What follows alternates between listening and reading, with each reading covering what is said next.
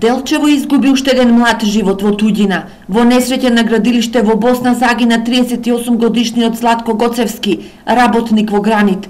Денеска нема тишина, солзи и неверување владееше кај неговите колеги во Делчево. Пред себе ме потресени од кога разбрахме дека настрадал нашиот работник Златко Гоцевски.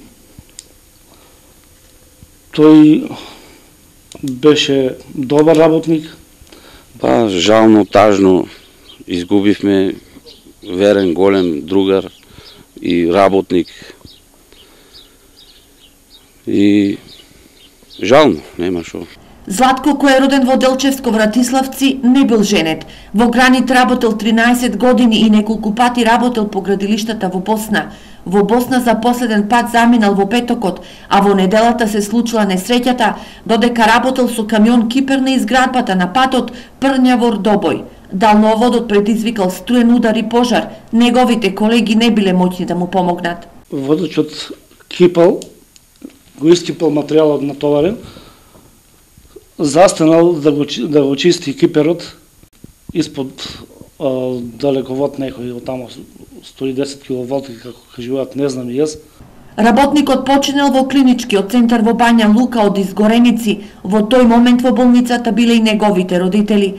Сепак за оваа несреќа, како што пренесуваат српските медиуми, одговорност од владата на Република Српска побарал началникот на општината Прњавор Синиша Гатревиќ, кој ја обвинил владата и јавното предпријатие Путеви РС дека се одговорни за несреќата, бидејќи патот се градал без главен проект и градежна дозвола и на местото на несреќата немало ознаки дека има висок напон. Од сите таму треба да има одговорност, бидејќи и далеководот требало да биде дислоциран, да не бил таму кај што се кипало материјалот и така.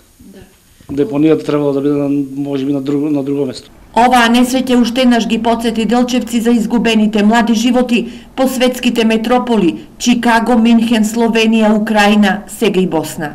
Тие работи кога се чуе, кога некој е погина, поготово млад. Тоа е тешко, а најтешко е за родителите, фамилијата, сите. А не знам што е со Делчево, често погинуваат млади. Нешто станува, нешто станува кој ти знае. Посмртните останки на несреќниот градечен работник во Делчево ќе бидат донесени утре наутро.